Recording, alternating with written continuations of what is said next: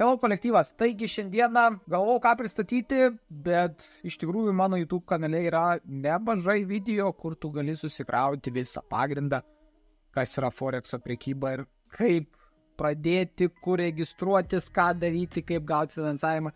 Vienu žodžiu, viskas yra. Tai va, šiandieną aš padarysiu recapą. Aš pasidalinau vienu treidu, vienas treidas Euro USD poroje.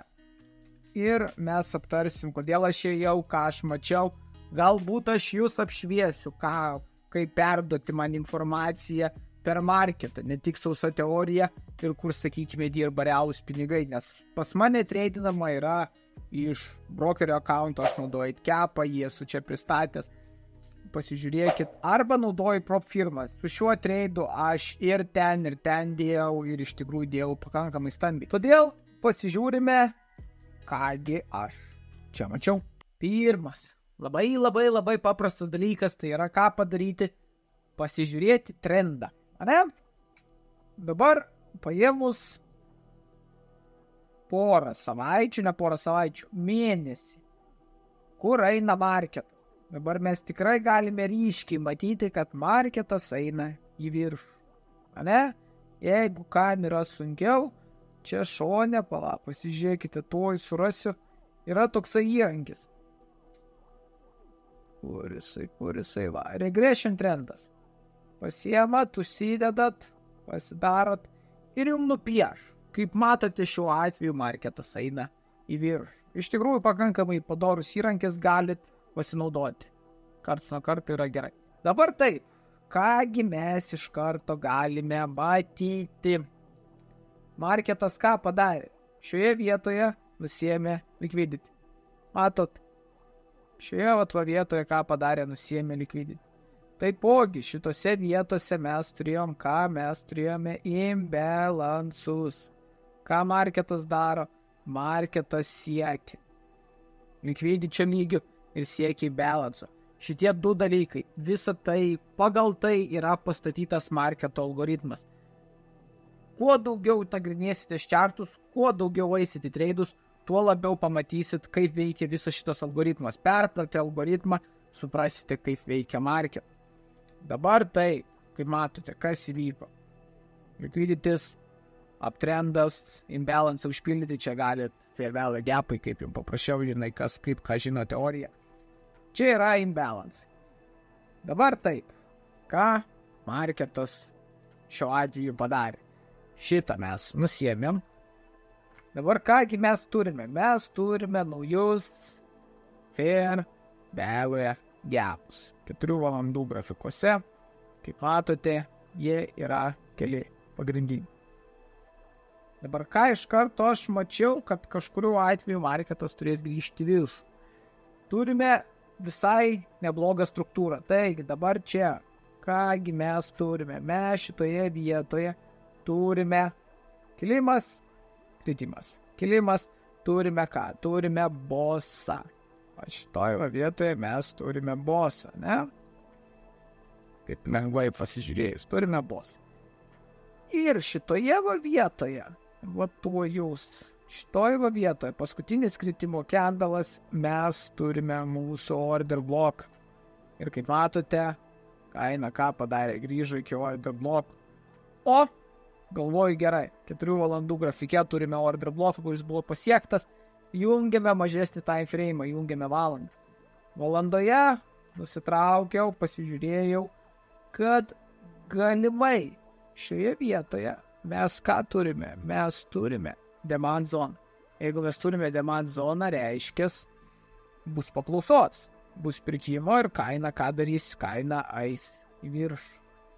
Sulaukiau, visgi aš, jeigu dirbu su premiumais, dažniausiai mano treidai yra kokie? Mano treidai yra su buy limitais ir sell limitais tam, kad spėtų visi įeiti.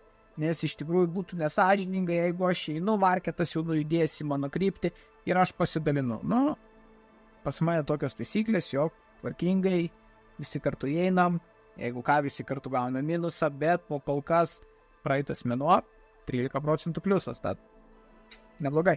Gerai, grįžtam, pasidalinau treidą, ne, įeinama. Buvo su signalai, turime Entris naudojam buy limitą, kaip ir viskas aišku, ir pasiėmė 2 tik profitus, 1 prie 5 ir 1 prie 10. Kaip matote, kaina dar net nebuvo grįžus, įėjome mes į trade. Ir dabar kągi aš čia matau, kaina sugrįžo, mes turėjome buy limitą. Pala, jungiu kitą grafiką, kur yra mano tradas. Dabar tai, kaip matote, čia buvo šioks toks bairis. Po savaitgalio. Gal mažesnį reikia. Šioje va vietoje. Po savaitgalio USD užuodė bairių ir pakankamai stipriai sujudėjo. Dabar tai, kągi mes čia turime. Mum įėjo marketą, ko aš laukiu, kol pasikeis čarektis. Va būtent šitoje vietoje maždaug kai kaina pasieks 1,077, aš galėsiu sudėti break-even, netgi nusimti dalį profito tam, kad apsaugoti savo kapitalą, kas yra protingas žingsnis. SL užsidėjau truputuką žemiau savo demand zonas, kaip matote šitoje vietoje mano demand zona, SL yra truputuką žemiau ir man šiuo atveju gavosi 15 pip. Tik profitą aš nusiėmiau, vienas yra 1 prie 5 risk rewardas, sekantis 1 prie 10, tai jeigu viskas tvarkingai ir viskas pagal planą, vien tik tai šitoje situacijoje pliusas yra 7,5%, kas yra žvėriškai daug. Ir viskas, sakykime, labai ribose, nes kaip matėte iš čia, mums reikia užpildyti visus imbalansus ir mano tik profitas yra truputuką aukščiau negu paskutinis imbalansas, negu paskutinis fair value gapas, iki, sakykime, supply zonos.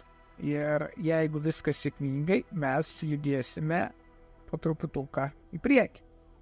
Dabar, kasgi man dar labai patiko, jo kaina grįžo, labai tvarkingai ėjo ir pradėjo šokinėti. Kas nepatiko, jo kaina nepadarė man change of trajectory, būtent šitoje vietoje, tačiau grįžo ir apačioje padarė equal, kas duoda mums daugiau spaudimo, reiškia parodo, patvirtina, jog šitoje vietoje tikrai turime daug bairių, kaina vėl ką daro, jinai kyla į viršų ir kaip matote šitoje vietoje, tuoj mes čia permušim, bet sakau, man aktualu, kad būtų permuštas šitas liquidity lygis 15 minučių grafike, tada šitas ir tada mes einam kainame link take profito.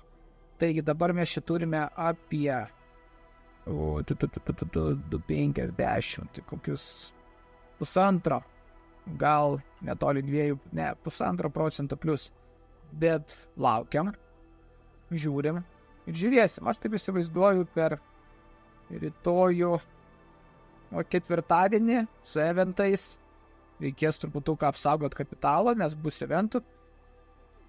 Ir palikti kažkiek dalį, kad judėtų, bet aš taip galvoju, per rytojų turėtume mes pamatyti tik profitą. Kaip matot, analizė iš tikrųjų labai preliminari.